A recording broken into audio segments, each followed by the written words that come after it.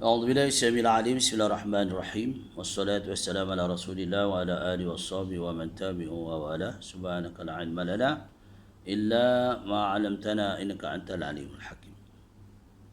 InsyaAllah pada pagi ini, hari ini kita dah masuk 8 Zulqaidah 1441 Hijriah bersamaan hari ini 30 Jun 2020. Hanya perkongsian kita hari ini tentang nasihat saya, iaitu Al-Imam Ghazali rahimahullah kepada anak muridnya. Dia mengatakan kerja-kerja yang kau lakukan itu ada 4 perkara. Ya. 4 perkara yang perlu engkau kerjakan membawa kepada potensi kerjaya kamu. Ni nasihat dari seorang ahli sufi kepada anak muridnya.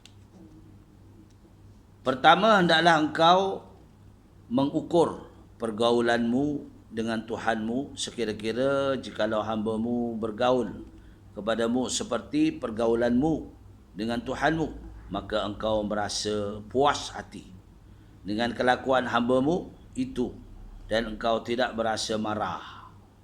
Sesuatu pergaulan kita kerana Allah, persahabatan kerana Allah, semuanya kita hadapkan kerana Allah. Yang kau tidak suka bagi dirimu, ya, melakukan sesuatu perbuatan hamba-Mu yang iaitu secara tidak langsung sesuatu perbuatan yang menyebabkan jadi perpecahan. Jangan engkau melakukan terhadap Tuhanmu kerana Tuhanmu adalah Tuanmu. Tuhanmu itu adalah Tuanmu yang sebenar. Kita ini adalah mempunyai Tuan yang sebenar adalah Allah Subhanahu Wa Taala. Bukan kita bertuan kepada manusia, tetapi yang pertama Tuan kita adalah Allah Subhanahu Wa Taala.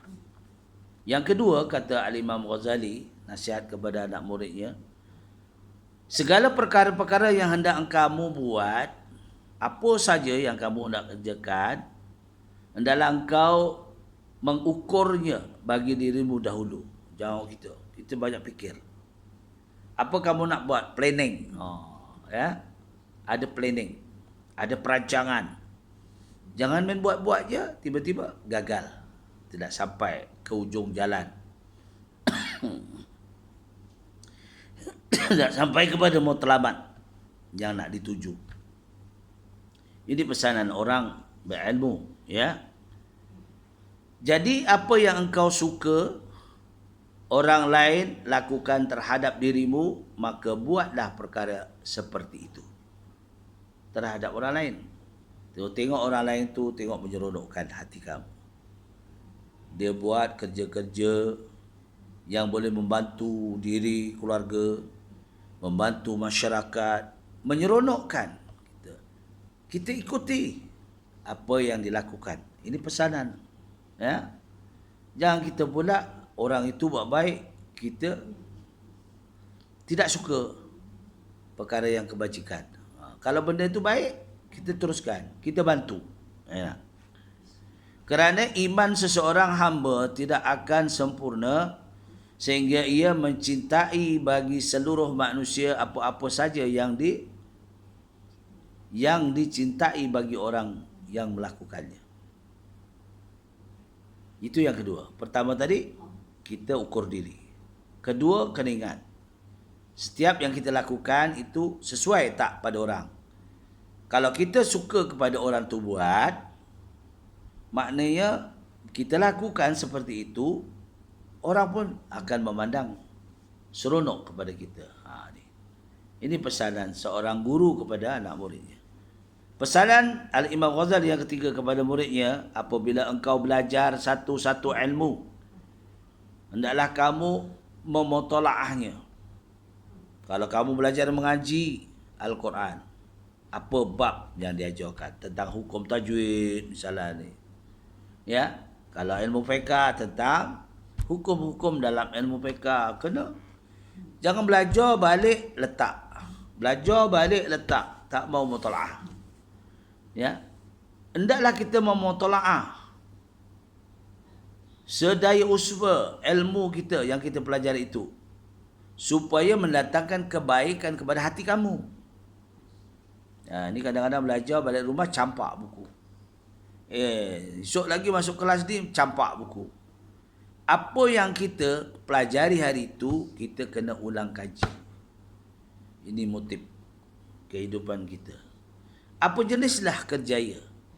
Kita belajar segi pelajaran Al-Quran. Kita belajar ilmu fiqh, ilmu tauhid, ilmu matematik. Apa saja. Sebab tu al-ilmu bila amalin kasyajarin. Ilmu bila diamalkan seperti pokok menghasilkan buah. Ghairu al-malin kal mautin. Bila tak diamalkan lama-lama hancur. Ilmu tu lenyap. Mati dia. Dia kena dihidupkan. Macam kita lah dengan pokok. Kita kena pokok walau kita tanam pokok itu. Kita kena siram. Kita kena cerita dengan dia, dengan pokok. Baru pokok tu rasa segar. Umpama lah. Ya? Tapi kalau kita siram aja. Lepas tu baja tidak apa siram aja. Pokok tu lama-lama pun ya, layu. Ya, morong. Macam kita lah manusia lah. Dia bukan makhluk Allah juga. Dia juga makhluk Allah. Baik. Jadi kita kena mutola'ah untuk memperbaiki. Bila kita buat apa saja ilmu yang kita pelajari, kita usahakan, kita praktikalkan, itu yang melambatkan hati kita jadi baik. Ada kesan. Ya, seperti halnya jikalau engkau mengetahui bahawa umurmu hanya tinggal 1 minggu sahaja, maka sudah pasti engkau tidak akan sibuk dengan ilmu fiqh ataupun ilmu khilaf dalam mazhab dan akhlak tujuan akhlakmu dan ilmu usulud dan ilmu kalam dan seumpamanya, kerana engkau tahu segala ilmu akan aku sebutkan tadi dengan memberi faedah kepadamu. Maknanya kita kalau tahu dia kita bila kita akan mati. Sebab itu kita tak tahu. Dalam keadaan inilah sudah tentu engkau hanya akan sibuk dengan muraqabah hatimu. Yakni mempelajari ilmu-ilmu kejernihan jiwa. Yang paling daripada yang berpaling daripada urusan-urusan keduniaan. Kita misalnya ada orang tiba-tiba betul lah. Kullu nafsin za'iqatul maut. Yang hidup akan merasai mati. Tapi kalau kita ni, misalnya kena kanser ke, apa ke, doktor mengesahkan ni. Itu penentuan doktor. Tapi kita apabila diceritakan begitu, kita mesti ada satu perasaan. Itu perasaan aku hidup ni tak lama. Jadi kita ada satu jati diri. Satu semangat untuk ibadah. Ya. Ibadah kita, solat kita, puasa kita, timbul satu semangat. Sebab sudah dimaklumkan walaupun kita ni dalam kuasaan Allah Ta'ala, tetapi sebagai kita diberitahu daripada pihak doktor itu sebagai ikhtiariah, supaya kita cari jalan untuk yaumil akhirah nanti. Sebab itu natijahnya satu kekuatan hati. Tapi kalau kita ni nampak sehat aja, Allah bagi nikmat kesihatan, Allah bagi nikmat rezeki yang murah, Allah bagi nikmat kebahagiaan. Kadang-kadang manusia ni jadi alfa, lupa. Sebab itulah Al-Imam Ghazali menasihatkan kepada anak muridnya. Seolah-olah kamu ini akan mati pada tarikh tersebut. Barulah timbul aga perasaan kita, jiwa kita, nurani kita akan usaha mencari bekalan untuk mati. Itu contoh. Jadi kita kena tanamkan jiwa kita ini, kita adalah dalam qibdatullah, dalam ilmu tauhidnya. Kita ini dalam genggaman Allah, kekuasaan Allah. Dari itulah kita boleh menimbulkan satu semangat kewibawaan hati kita, naruni kita, sentiasa kita melakukan amal-amal kebajikan. Ini pesan. Sebab itulah urusan-urusan dunia dikurangi. Bukan maknanya kita tak perlu mencari kekayaan. Kena cari. Cari kebahagiaan. Kena cari. Sebab itu petanda. Kalau umat Islam itu berjaya, umat Islam itu nampak gagah. Itu yang menjadikan satu keseronokan kepada umat-umat Islam. Kalau kita tengok, si fulan itu dapat menjayakan ini, si fulan itu dapat menjaya mentadbir sekolah, si fulan ini dah. Jadi kerjaya-kerjaya itu dilihat oleh masyarakat satu kebajikan yang elok, menambatkan hati bahawa umat Islam ini berjaya. Ini nasihat Al-Imam Ghazali kepada anak muridnya. Jangan kita serah diri saja. Jadi satu cita-cita dan matlamat. Begitu kan beribadatnya, ibaratnya ibadah kepada Allah Ta'ala, dan memakaikan diri dengan sifat-sifat yang baik. Apa nasihat Al-Imam Ghazali? Wahai anakku yang tercinta, dengarlah nasihatku ini baik-baik dan fikirkan baik-baik isi nasihatku ini. Engkau kelak mendapat keselamatan. Apa dia nasihatnya? Cubalah engkau fikirkan seandainya engkau telah diberitahu bahawa Sultan 1 minggu lagi akan memilih engkau sebagai menteri besar, umpama contoh. Maka apakah kiranya yang akan engkau buat selama 1 minggu itu sebelum kamu dilantik? Dia istiharkan kamu akan dilantik pada tarikh-tarikh sekian. Kamu akan menjadi menteri besar dalam negeri tersebut. Maka kamu akan mencari jalan untuk apa patut nak dibuat. Perancangan tu namanya. Jadi ketahuilah, sungguh-sungguhnya engkau dalam masa 1 minggu ini sudah pasti tidak akan mengerjakan suatu kecuaian, kecuali perkara-perkara yang engkau sangkakan. Sultan akan melihat dan memperhatikan dirimu, sama ada pakaianmu, tubuh badanmu, rumahmu, hamparan dan seumpamanya. Maka sekarang cuba engkau fikirkan baik-baik apa yang telah aku katakan tadi, kerana engkau adalah seorang yang cepat faham. Ini kata Al-Imam Ghazali kepada anak muridnya. Dan perkataan sedikit sudah mencukupi bagi orang yang bijaksana. Bagaimana Rasulullah bersabda? Mengatakan manusia yang bijak, innallaha la yanzuru ila suwarikum wala ila a'malikum walakin yanzuru ila qulubikum wa niyatikum. Sesungguhnya Allah tidak memandang kepada rupa kamu, tubuh badan kamu, dan bukan pula pada iaitu amalan kamu, tetapi ia memandang kepada hati kamu yang tulus. Sebab itulah kita kadang-kadang untuk kita buat amal ini, kena kita buat pada Allah. Kadang-kadang kita terlintas tiba-tiba, aku ni buat amal sebab masyarakat, aku ketua, aku apa, juga. Jadi inilah yang menyebabkan kita jadi orang yang rugi. Ni kena.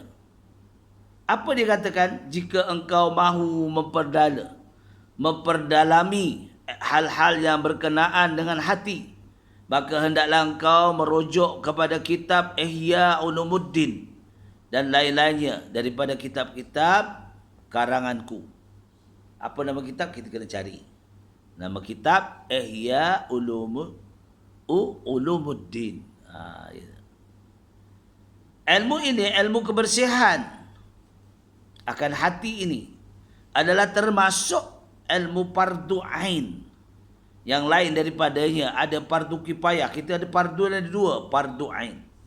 Fardu ain yang wajib dilakukan, yang wajib dilakukan oleh individu, yang wajib dilakukan oleh masyarakat. Fardu kifayah ini adalah satu ungkapan amalan yang boleh dikerjakan orang lain lepas kita. Fardu ain seperti apa? Sembahyang fardu. Itu sembahyang fardu. Itu fardu ain. Kewajipan kita. Waktu kita senang kita wajib solat. Waktu kita susah pun wajib solat. Itu merupakan satu tugasan yang mesti tak boleh tidak. Itu dia fardu ain. Dan mempelajari fardu ain, hukum hakam tentang apa semua itu merupakan fardu ain. Ibadat solatnya macam mana, kita sembahyang cara mana, kita pergi haji cara mana, kita berpuasa cara mana, semua ada sesuatu yang mesti kita lakukan dengan baik. Ya, kerana diwajibkan.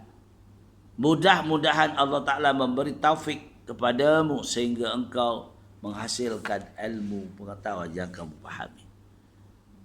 Pesanan Imam Ghazali yang keempat, bahawa engkau jangan menghimpunkan harta dunia semata-mata lebih banyak daripada cukup makan setahun. Kita ada makan setahun berapa? Ini lebih berganda-ganda. Seperti apa yang pernah dibuat oleh Rasulullah SAW bagi sebahagian daripada isteri-isterinya, dan beliau bersabda, Allahumma ja'al quta ali Muhammadin kafafa. Allahumma ja'al quta ali Muhammadin kafafa. Ya Allah, jadikanlah makanan keluarga Muhammad ini hanya secukupnya sahaja. Ini doa. Bagi kita kalau bayang pun kita kena doa lah. Dan baginda Rasulullah SAW mempersiapkan makanan cukup setahun. Ini bagi ke semua isterinya, tetapi hanya bagi mereka yang lemah imannya sahaja. Adapun isterinya yang kuat iman, maka baginda Rasulullah SAW hanya mempersiapkan baginya makanan untuk sehari setengah malam. Sehari setengah malam sahaja. Ya, sehari setengah saja dia. Ini yang kuat imannya. Jadi tidak adalah baginda itu bagi untuk setahun peruntukan. Dia bagi sehari setengah. Ini bagi mereka yang kuat iman, sebab para Ummul Mukminin, ibu-ibu kepada orang yang beriman, ya, jadi dia selalu waktu hari-hari lain dia iaitu secara qanaah, kesederhanaan dalam dia berbelanja, dalam dia mengurus, ya, makanan hari-hari. Ini cara secara qanaah, kesederhanaan, tidak berlebih-lebih, tidak membazir, tidak membuang. Sambil lebih masak, terbuang. Itulah perkara-perkara yang jadi soal, jadi masalah. Jadilah perkongsian hari ini. Mudah-mudahan yang baik itu kita fikir-fikirkanlah.